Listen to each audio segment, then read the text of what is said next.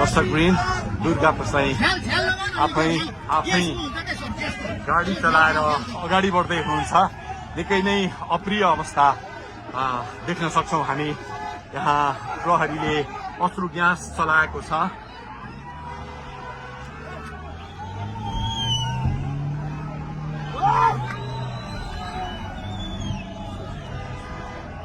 यो तीनकुनेको सडक हो, तीनकुने क्षेत्र हो। उहाँ आफै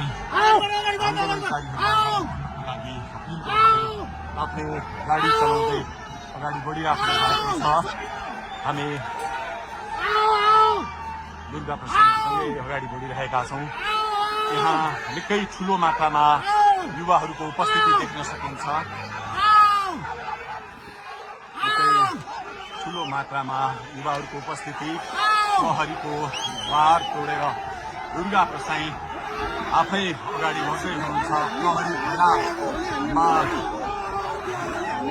प्रहरीलाई गाडीले पेलेर दुर्गा प्रसाई अगाडि बढ्दै हुनुहुन्छ। अगाडि बढ्दैछौँ। यहाँ कसैले रोक्न सक्ने अवस्था छैन। प्रहरीलाई दुर्गा प्रसाई पेलेर अगाडि बढिरहेको भएको छ।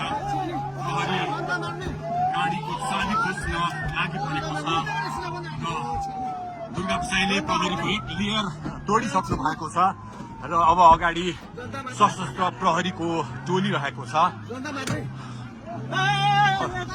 उहाँ अगाडि बढिराख्नु भएको छ। यो गाडीमाथि प्रहरीले अन्धाधुन्दा लाठीचार्ज गरिरहेको छ। तपाईँ देख्न सक्नुहुन्छ दुर्गा प्रसाईको गाडीलाई प्रहरीले रोकिराखेको अवस्था। उहाँले यो प्रहरीका सम्पूर्ण सुरक्षा घेरा तोडेर दुर्गा प्रसाई अगाडि बढ्नु भएको छ र यति बेला तीनकुनेको यो पुलबाट अगाडि बढिसकेको छ। यो दृश्य अगाडिपट्टि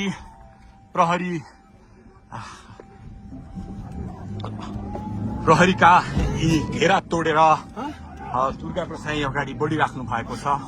हामी दृश्य देख्न सक्छौं।